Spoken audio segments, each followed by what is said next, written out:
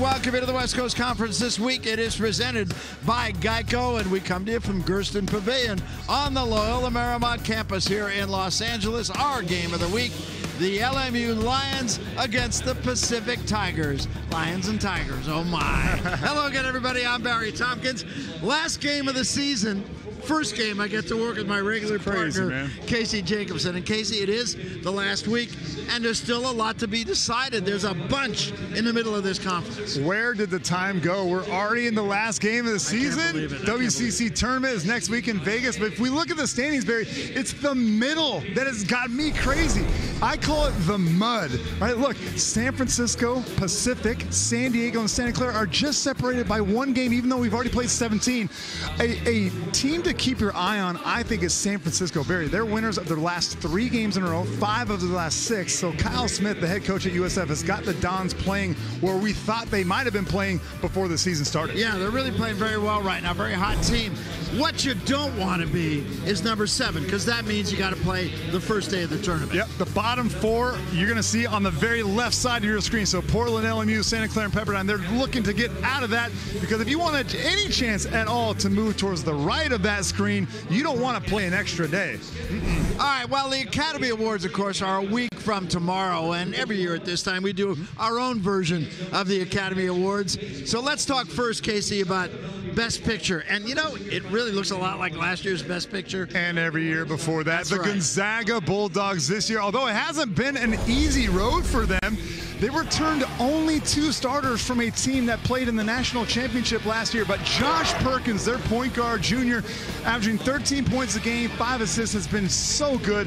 And then inside, their presence has been felt by Jonathan Williams III. He's been excellent as well, 56% down low, giving them a nice inside-outside combo. But Barry, the biggest surprise, the development of Rui Hachimura, the sophomore 6'8" from Japan. He's actually their leading scorer in WCC play. This was supposed to be St. Mary's year. They beat Gonzaga in the first game, but then 2 weeks ago, Gonzaga goes to Moraga and beats the Gales, and it looks like Zags are going to take it again. Yeah, I think we're going to have to retire that trophy. Probably. Let's talk about Best Actor, and this one, I don't think you're going to find a lot of argument up and down the coast. Well, I think this award was sealed a month ago. Jock Landale is the leading man in the WCC, and he has been from start to finish. 22 points and 10 rebounds a game. Those numbers are ridiculous, but he's efficient, 64% from the field, which is leading the WCC despite getting doubled, sometimes triple teamed. And I would go as far as to say, Barry, that Jock Landale might be the best Aussie that head coach Randy Bennett has ever had, and that's saying a lot. Patty Mills, Matthew Dellavedova, Jock might be the best. Yeah, that's pretty high praise, I think. Let's talk about supporting actor, and we're going to get an opportunity to see him right here in this gym today. Jaleel Tripp is a surprise. I didn't even know who this young man was a year ago, but I definitely know who he is now. He's a supporting actor just because he's the 3rd leading scorer for Pacific. But besides that, the sophomore from New York, he leads them in every other significant category. Rebounds, assists. You see him dropping dimes right now. He can also play defense. Look at him get in the passing lanes, leads his team in steals. He is so much fun to watch. I love big guards. He's a big, physical, 6'5" imposing guard, and he plays positionless basketball, very versatile. All right, and a good director, of course, makes all his actors better. So who's the best director this year? Well, in a surprise, the surprise team has been Pacific, so you have to go with Damon Stoudemire, who was a former NBA teammate of mine in 2008 with the Memphis Grizzlies. I think Damon has done a fantastic job. This team really struggled last year. He kind of rehauled their roster. Look, just 4 WCC wins last season. Now they've more than doubled that, 9-8. 9-8 is the best regular season showing that Pacific has ever had since rejoining the conference in 2013. Damon Stoudemire deserves a lot of that credit. Also deserves the best dressed coach in the conference award, I think, too. He'll take it, too. All right, and finally, let's talk about Lifetime Achievement, a coveted award. This is one of my favorite awards because in the WCC, we don't get a lot of one and dones. We get 4-year guys, and Emmett Nahr gets my Lifetime Achievement Achievement Award. Look, I didn't think that he would go down as one of the best players, one of the best point guards in WCC history. But the 6'1" Oggs, he's not the tallest, not the fastest, but he's a pick and roll assassin. He's second in the country in assists. He is second all time, Barry, in WCC assists. And he still has some games to go. He's just 20 assists short from taking the top spot. Can he do it? I don't know. We'll see. But he clearly makes everybody around him better. Oh, it's awesome. I would love to play with them in NAR. All right, let's look ahead past the West Coast Conference Tournament and into the NCAA Tournament. I think it's a very good bet that Gonzaga and St. Mary's going to both get in regardless of what might happen in the West Coast Conference Tournament. So how far can they go? Well, I mean, Gonzaga certainly can go into the Sweet 16, possibly Elite Eight. I think this year, in particular, Barry, if you look at the landscape of college basketball, even the elite teams are struggling, whether it be with injuries or loss of stars. I think it's going to be a wide-open tournament. I think St. Mary's, too, can build on what they've done in the last 5 or 6 years, maybe punch through to a Sweet 16. Again, they haven't been there since 2010. So once again, our game today is going to be LMU and Pacific, and this is an important game for Pacific because if the cards don't fall well for them, they could wind up in that 7th position, which is a spot nobody wants to be in. So that's a look at today's game. That's a look at the West Coast Conference. We still got more to come on this long day of broadcasting, and we're going to get Geeter away from the game he's playing, and I promise he'll be on set when we come back. The West Coast Conference this week continues after this.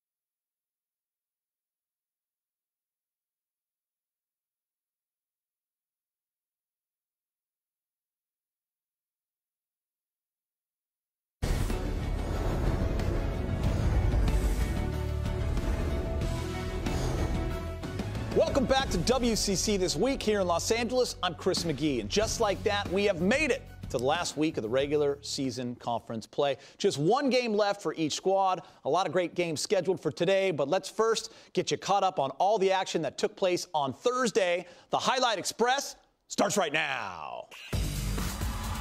San Diego versus Gonzaga. Jonathan Williams and the Zags looking to clinch at least a share of the WCC regular season title, currently riding a 9-game win streak. Williams drives baseline, throws down the reverse dunk.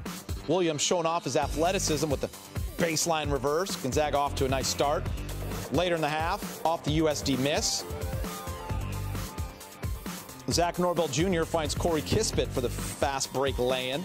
14-11 lead. Olin Carter III drains the corner three to tie it up at 27. USD fans are going nuts. Carter from the corner again. USD takes a 30-27 lead, their first lead since 2-0. USD up 3. Yaoyan Malsowski grabs his own miss and lays it in. San Diego goes in the half with a 3-point lead. Carter with the ball, shot clock winding down. He throws up a prayer over Killian Tilly. Things really going USD's way. They take an 8-point lead. Let's jump ahead. Tilly would respond. Contact, finishes with the foul. Brings it within 4 after the 3-point play. Patience between Tyler Williams and Isaiah Pinheiro results in a Pinheiro bucket. Look at the beautiful basketball from the Toreros. He finished with 14 points, Pinero. This is phenomenal. Josh Perkins kicks it out to Tilly. He's going to knock down the 3-ball. 8-0 Gonzaga run, 52-51. Under 7 minutes remaining. More from Pinero. Toreros matching Gonzaga blow for blow. They lead 56-54. Norvell for the finish and the foul. It's a nice find and a tough finish.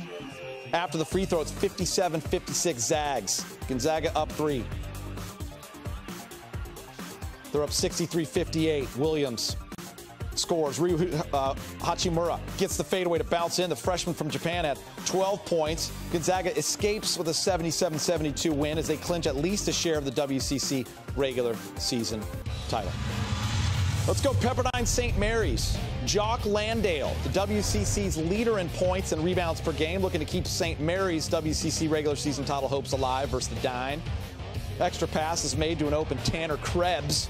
First of many from long range for the Gales. Calvin Hermanson got it.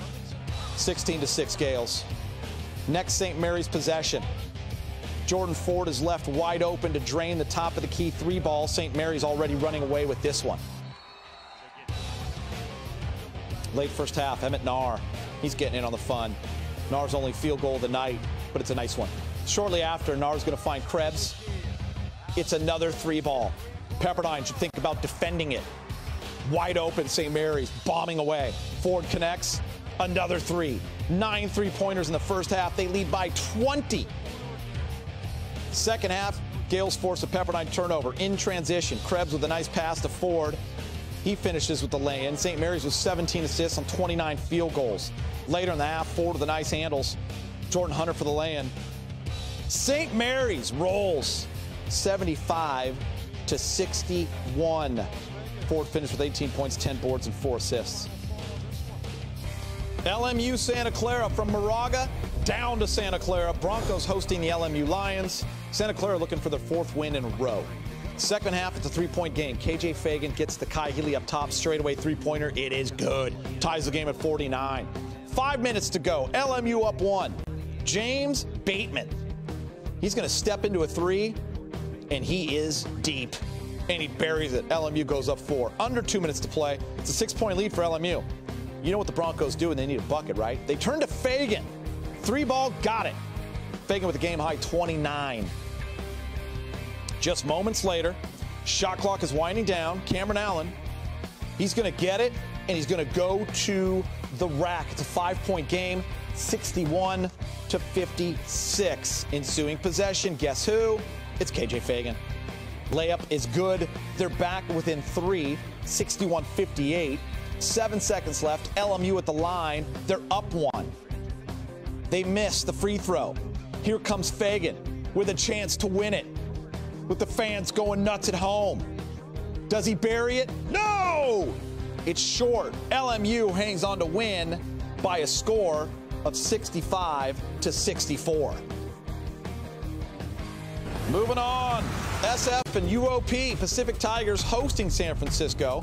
Looking to bounce back after a tough loss to Santa Clara. Early on, Dons with the ball. Chase Foster gets the pass from Frankie Ferrari. Makes the 3-pointer. USF with a lead early. Later in the half, more from Frankie Ferrari. WCC Player of the Week, starting off the game strong.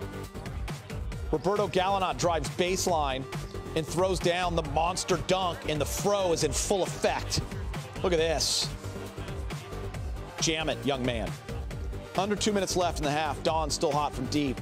Chase Foster. 6 3-pointer of the half for the Dons. USF up 6 at the break. Let's go to the second. Jaleel Tripp finds Gallinat. He buries it, and he gets fouled. They get their first lead of the game after the free throw. More from Gallinat. Now he's in the corner. He finished with a career-high 41 points. The fro is on fire. Frankie Ferrari. Soleil boom. The triple. 63-56 USF. Under 4 minutes left. More from the WCC Player of the Week. Brings the ball up court, gets a screen, drains another 3-pointer. 76-68 USF. Ferrari with 15 and 13. Dons hang on to win. 84-74. BYU and Portland. Cougars looking for a win to clinch the 3 seed in the WCC tournament. Early on, it's the Pilots in transition. They're down 2. Malcolm Porter drives, but his layup is swatted away by Elijah Bryant. That's solid defense in transition. Love to see the Lakers play that way. More from Bryant. Cougars running the fast break. Bryant drives into the paint, finishes a tough layup plus the foul. BYU up 11 after the free throw. Portland with no answers for BYU in the first half. Dalton Nixon feeds Yoli Childs in the paint. Throw it down, young man. Childs had 15 at the half. Now he's working in the paint. Dishes to Dalton Nixon when he's double teamed because he's smart. Cougars up 14. Look at the Pilots, though. They're hanging tough. 9-0 run brings Portland within 9. Franklin Porter bucket. Later in the half, Cougars start to take control. Elijah Bryant, give me room, I will make you pay. BYU's lead back up to 15. Time winding down. BYU looking for the dagger. TJ Haas, you remember him, good kid. Makes the open 3. BYU wins 72-60. And like we said earlier, just one game left for each school. Here's a look at the updated standings. No surprises at the top. Gonzaga remains in first with just one conference loss. The Gales are right behind them, but they are running out of time. BYU all alone in third. San Francisco getting hot late in the season, winning 3 in a row. They are in a tie for fourth. San Diego and Santa Clara tied for sixth. And another tough year for the Pepperdine Waves. Only one conference win so far this season. More to come on WCC this week. Roberto Gallinat showing off the best looking hair in the conference. Hashtag fear that fro. Fear the fro! Don't go anywhere.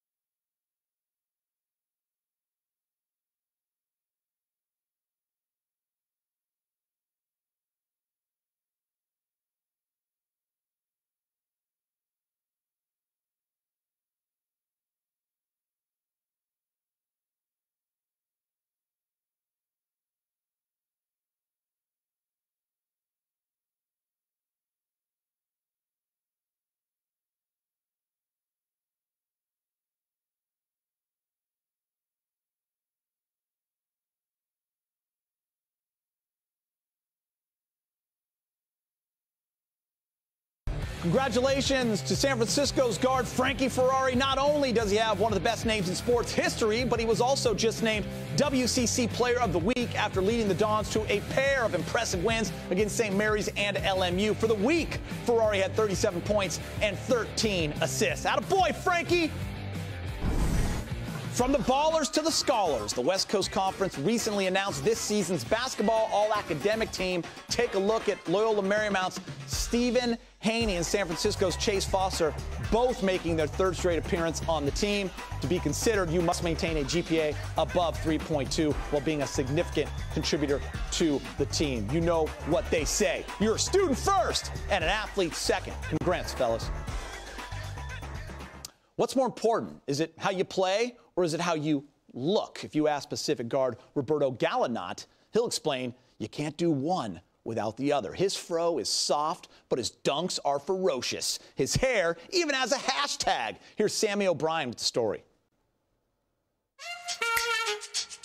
He could have been playing back in the 70s because his fro is like perfect too. It's like perfect. It's like, you know, it's almost like he must put some sheen or something on it. He looked like, honestly, he looked like one of the Jackson 5 when they were younger. He looked just like that, boy. It's perfect. I'm telling you, it's just a perfect fro. How'd you get started playing basketball? First memory I have of basketball, I was in the bathtub with my mom. She was giving me the bath and she put a little toy hoop in there. So ever since then, I just had basketball in my hand. And those dunks Roberto Gallinat put down in the tub carried over to his first season at Pacific, alongside his fro, no doubt another product of the bath time education. It's soft, it's not nappy like. Cause I got my mom, she used to have her own hair salon, so I really get everything, like how to take care of my hair, stuff like that, from her. You've become quite the phenomenon on Twitter this season with the hashtag #FearTheFro. How did that all get started? I just came up with it like unintentionally, and like it kind of stuck with me. So I was just like, yeah, I'm gonna just tell people to call me Fear the Fro. And so once I started doing that, it started clicking with people and it started picking up. How often do you have to take care of it, and what do you do? Every now and then you gotta put like moisturizer, stuff like that. Do you have any secret lotions, moisturizers? Nah, I can't say that, because then everybody gonna be walking around with the same kind of hair I got, so I won't be unique anymore. I can't even share that. That's a little bit of a secret. But he probably got some products in there that he uses that nobody really knows to keep it fro how it is. Listen, Birdie, he putting something up in there. It's never out of place. Secrets aside, it's helping Gallinat in more ways than one. With his falls, like no concussions, so it's like a really padded thing for him. I think he ain't had that fro for so long. I don't even think he minds it now. You know, that's a part of who he is. So, you know, we accept it, and I think the people in Stockton love it. I feel like it's just making me more public, like giving me like something that you could recognize me by. Now, Gallinat is recognized the minute he steps onto the floor, as his game and hair has opponents fearing the fro. For WCC This Week, I'm Sammy O'Brien. Thanks, Sammy. If only I could grow a fro like that. All right, let's take a look at the schedule for today. Coming up right after this, our Game of the Week, Pacific taking on LMU right here in Los Angeles. Santa Clara looking to bounce back after that heartbreaking loss on Thursday. They're visiting the Gales. Gonzaga looking to clinch the regular season title with a win in Provo, Portland, and Pepperdine in Malibu. And then the late game, the Toreros going up north to take on the Dons. All right, that'll do it from here. Thanks for watching so long from our studios. Now let's send it back inside Gersten Pavilion. Enjoy the game, everybody.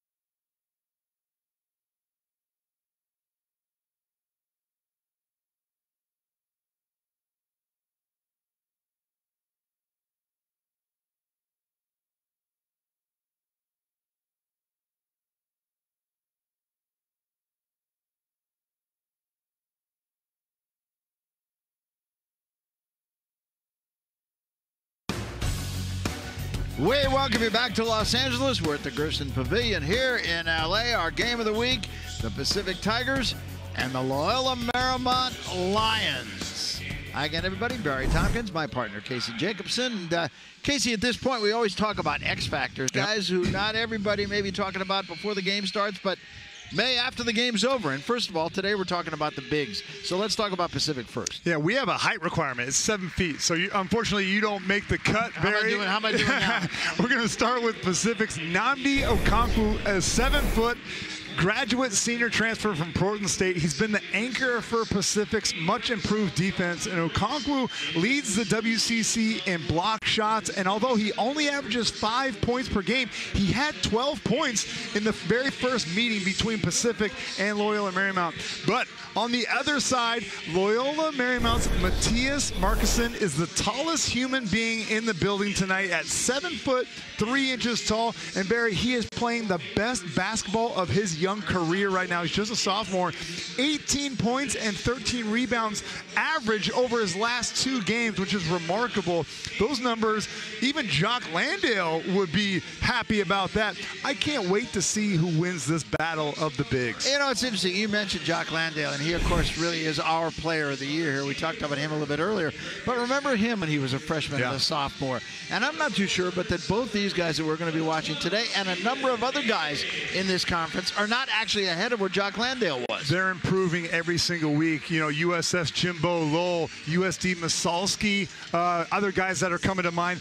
Yoli Childs has been a revelation for BYU, an unstoppable force since Eric Mika left to go to the pros. So a lot of good bigs in the WCC this season. Yeah, no question about it. Let's take a look around the league this last week in regular play before we head into the tournament. And a couple of key games tonight. The Zags are playing at BYU. Yeah. They got a hold serve there. Yeah, that Gonzaga BYU game, you know it's going to be a lot of fun down in Provo. They'll be rocking and rolling, but it doesn't determine a lot of seedings. I just love it because I'm a basketball nerd, and those are 2 of the best 3 teams in the conference. But take a look at the bottom of the screen, Barry. San Diego and USF, to me, is the most interesting matchup for you basketball nerds out there. If the Dons win, that means that San Diego will be forced to play in that extra game next week in Las Vegas in the WCC tournament. Yeah, 2 of the more schizophrenic teams actually in this conference. You never know who's going to show up with USF and San Diego. Now, the Dons, and you mentioned this earlier, they are on a roll right now. So we're going to be watching that game, and we've got an interesting game here today, too, for the fact that